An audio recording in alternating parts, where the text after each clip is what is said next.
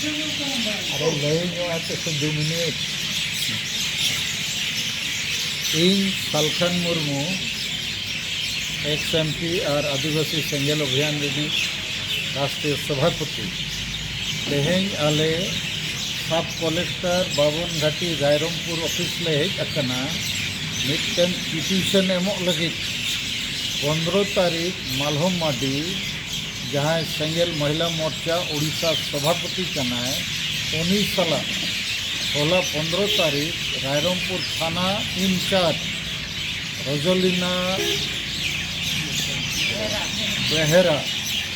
बहुत दाल तोल के दिया थैय के दिया आदिवासी नीतुम ते आदि शक्त एगे रखा दिया नवा हबी के मेता दिया आपे आदिवासी दो दाल गज दरकार आपे फालतू होड़ कना पे और आम मालूम माडी ओंडे आत्मदाह लगी हेज अकना आम दो ट्रक तना तेन गज लेन खान उना आपे ओड़ा रिन होड़ टाका तना को न्याम किया और होय मेता दिया आम दो एकदम जेलिंग भेजा मेया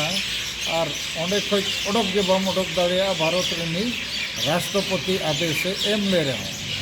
आदो नौका जे लाख मारो दाल तोल आदिवासी नीतुम ते एगेर तो तेहें आले SDPO रायरमपुर ले नापम के दिया और उन्हीं पिटिशन ले एमका दिया नीट सब कलेक्टर बाबन घाटी नोडे पिटिशन एमो रे मेना और SP मयूरभंज बारीपदा इन फोन तीन लिया दिया आले डिमांड के नुई थाना इंचार्ज रोजलिना बेहरा मैं गिरफ्तार माय बर्खास्त माय जेल को भेजाए मा और नौकान महिला दो जहाँ थाना रे आज के नियम कानून मिट लेका दो रूल रेगुलेशन रपूदे तो उनिया नौकाना कोई अधिकार बनुआ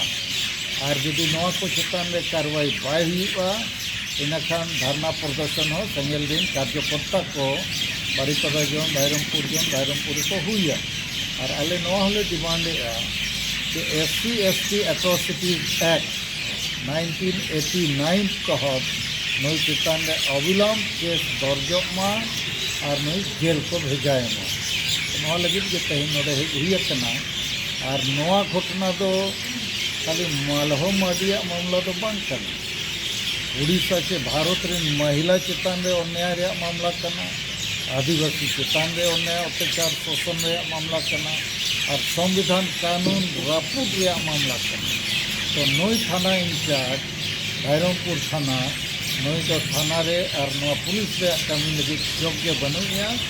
तुरंत नई गिरफ्तार माय बर्खास्त माय जेल सनक